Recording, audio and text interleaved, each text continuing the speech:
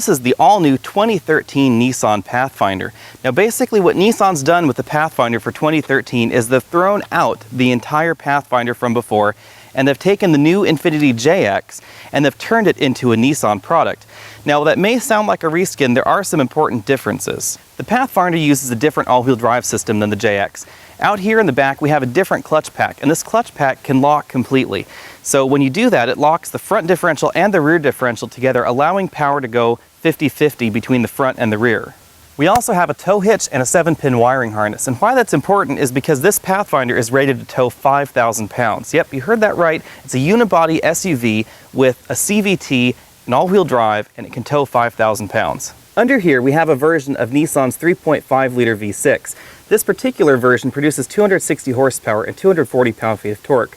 It's mated to Nissan's favorite CVT. Of course, this one has also been tweaked for the Pathfinder, and that's one of the key differences between this and the Infiniti JX, is that this particular CVT uses a steel chain and not a steel belt to transfer the power between those two CVT rollers. And that's what helps get this a 5,000 pound towing capacity. Now the gear ratios are roughly similar to the competition's 6-speed transmissions, and that would most directly probably be the GM Lambda series and the Ford Explorer, and those use a very similar transmission because Ford and GM jointly developed that one. These ratios are very similar, except that they're skewed on the higher end, so this transmission doesn't go quite as low as the GM or Ford transmission, but it does go higher. As you'd expect with an all-new Pathfinder, we have an all-new interior. Now this interior is in the same theme as all other Nissan and Infiniti products. We have a nice textured dash. It is not a soft touch upper, however. This is actually hard plastic, but everything lower in the cabin does get softer. So we have soft doors, we have this fake wood trim, we have the usual infotainment options, which we'll go over in a little bit, dual zone climate control. All Nissan Pathfinders come with tri-zone climate control, and the upper levels have automatic climate control, and our Platinum trim even has cooled seats. Compared to the Ford Explorer, I have a soft spot for the Ford because I like its dashboard a little bit better. The dashboard is soft. It's not quite as attractive in its shape or its color scheme, but it is nice and soft, and I do like Ford MyTouch. I'm probably the only one on earth that likes Ford's touchscreen sync system, but I do have a soft spot for that as well.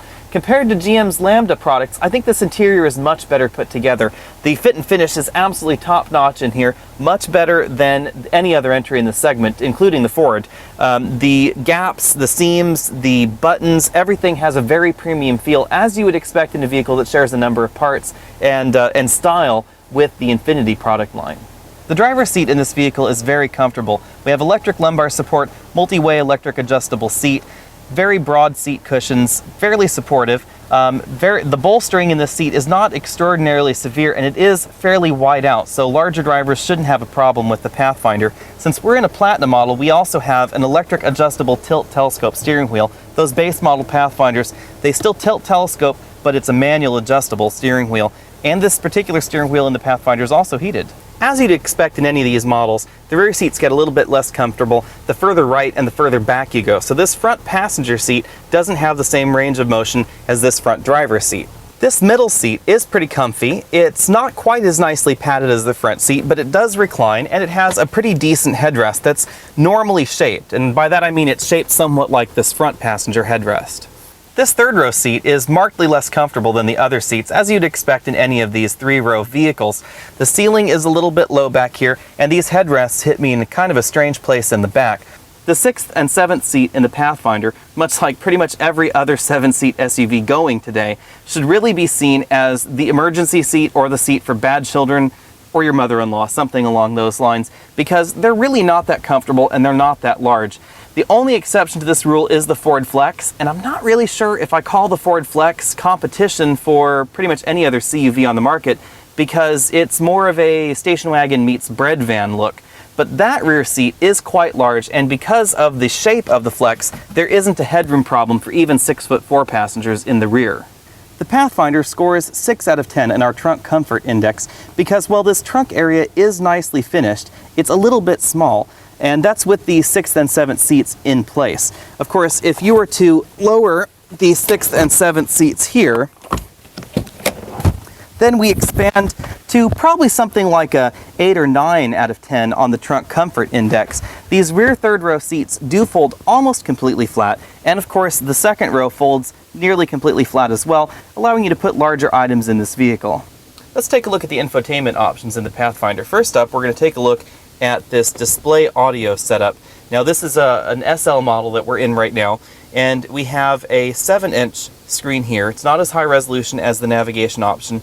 We have our button arrangement here, which is slightly different from the navigation system. We have a 4-way joystick with a rotary dial here, and below it, let's see if you can see, if we point the camera down below it, you can see we have direct access buttons to our different sources and memory preset buttons as well.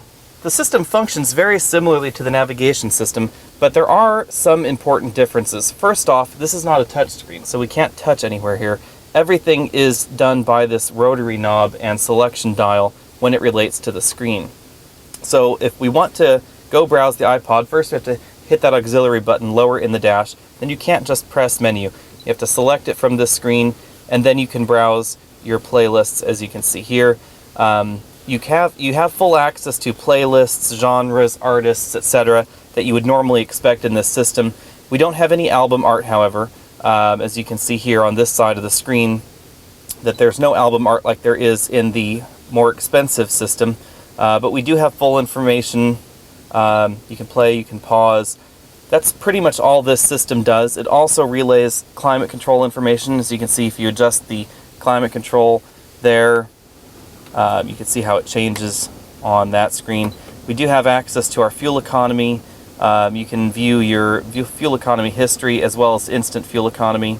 Every time you reset it, it would show your history intervals back there. We have a status option where we can basically just see the time, brief overview of your infotainment options there and your climate control. This system does have AM, FM, and satellite radio as an option. This particular vehicle only has the AM and FM installed on it, as well as an in-dash CD changer. This is a Pathfinder Platinum with the optional navigation system. As you can see, opting for the navigation system gets you a much higher resolution screen. It also gets you a different set of control buttons here. Those direct access buttons to the sources remain the same, but now we have a higher resolution screen that's also a touch screen. So if we hit the map button, you can see you can actually touch different buttons on the screen. Makes it quite a bit easier to navigate around than a number of other systems. This is one thing I've always liked about the Nissan and Infiniti systems, is you can use this scroll button here, or you can just press the button whenever it's easier. I find that a lot easier, because especially if the menu is long, or dealing with address entries like this is much easier to touch it than to use an iDrive style scroll. Now the mapping system is pretty average. This is essentially the same system that Nissan and Infiniti have been using for a while. The iPod interface is very similar to other Nissan and Infiniti products. We have album art, we have a nice high resolution screen, as we said before. We get direct access to playlists, artists, albums, songs, etc. in the system. Now, you do have to use this interface to do that, because there are no voice commands in this system along the lines of Ford Sync or Toyota's Entune system, or even Honda's new MyLink product in their latest cars. Now, because there are no voice commands in the system, you can control the system via the menu button on the steering wheel. As you can see here, you can scroll through the lists via the steering wheel control, and you can select items on the list as well. Now, while that is easier than stabbing the buttons over here on the display, it's not quite as nice as just voice commanding those using Microsoft Sync. Performance in the new Pathfinder is pretty much exactly what you'd expect out of a 4,100-pound SUV with a 260 horsepower engine and a CVT. And this engine is a little bit down on torque compared to some of the competition, but that lightweight chassis, I mean, relatively speaking, of course, because I wouldn't necessarily call 4,100 pounds light, does help this Pathfinder feel a little bit more sure-footed than I had expected. I think that the Lambda platform SUVs from General Motors still have a better handling feel overall than this Pathfinder, but this is very competitive in the segment overall. Now, that CVT does have a different feel than you're probably used to in your SUV, because when you floor the car, the engine fairly rapidly gets right up to 6,500 RPM or so and just hangs out there until you hit 60 or whatever speed it is that you're trying to achieve. And then when you back off on the throttle, the RPMs just drop all the way back down into the, most efficient range for the engine to operate in.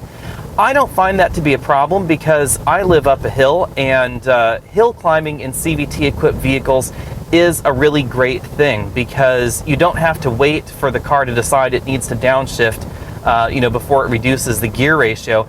And so you stay at a more constant speed in this car than you would in some other transmissions. Now, there are some downsides to this.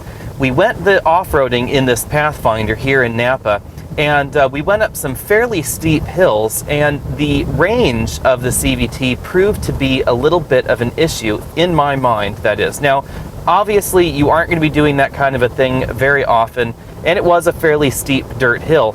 But going up this hill, it really felt like the car was struggling, and that's because the effective lowest ratio in this CVT-equipped Pathfinder is a little bit higher than it is in some of the competition, like the Ford Explorer and like the General Motors Lambda platform SUVs, and they do that for the fuel economy. Now, fuel economy is the most obvious benefit with the CVT, and our fuel economy has been very good. It's been ranging between 19 miles per gallon and as high as 36 miles per gallon in our mixed driving here in Napa. And that's really quite impressive. Our 30 miles per gallon was our trip from Calistoga over to the beach in California, and that's about 80 miles or so. We were going up and down hills, but it was mostly highway speeds. That's a very good fuel economy score for anything that's this size, and especially this shape, frankly, because SUVs are kind of, one of the least aerodynamic shapes that you can find in a vehicle because you want that cargo room. The ride quality in this new Pathfinder may be different than you're expecting. The old Pathfinder was a little bit soft on the road, and that's something that I kind of like. And this new Pathfinder has a much stiffer suspension. I wouldn't call it harsh, but it is definitely stiffer than the old Pathfinder, definitely stiffer than something like a Buick Enclave, which is tuned for a softer ride. Of course, the handling in this Pathfinder would be better if we had those, grippier rubber instead of these low rolling resistance tires, but that means that there is a little bit more tuning potential, perhaps, in this Nissan Pathfinder. Because the goal of this new Pathfinder was fuel economy, I have to compare it to the 2-liter EcoBoost Ford Explorer. And the 2-liter EcoBoost Ford Explorer feels peppier. We haven't had a chance to 0 to 60 test them back to back, so I really can't talk specific numbers. But the EcoBoost does feel peppier than this particular vehicle because of its very broad torque range. Even considering it doesn't have a CVT, it also gets better highway mileage than this Pathfinder by about 2 miles per gallon or so. There is a caveat, though. And this is a little bit of an apples to oranges comparison because the EcoBoost 2-liter version in the Ford Explorer is only rated to tow 2,000 pounds. And we're told by Nissan that the CVT-equipped Pathfinder in pretty much all the flavors is rated to tow 5,000 pounds. And that's why they're claiming that the Pathfinder has best-in-class fuel economy because of that tow rating. So how much will one of these babies set you back? Well, it starts at $28,270 for the base front-wheel drive S model and tops out at $40,770 for the fully loaded all-wheel drive Platinum model.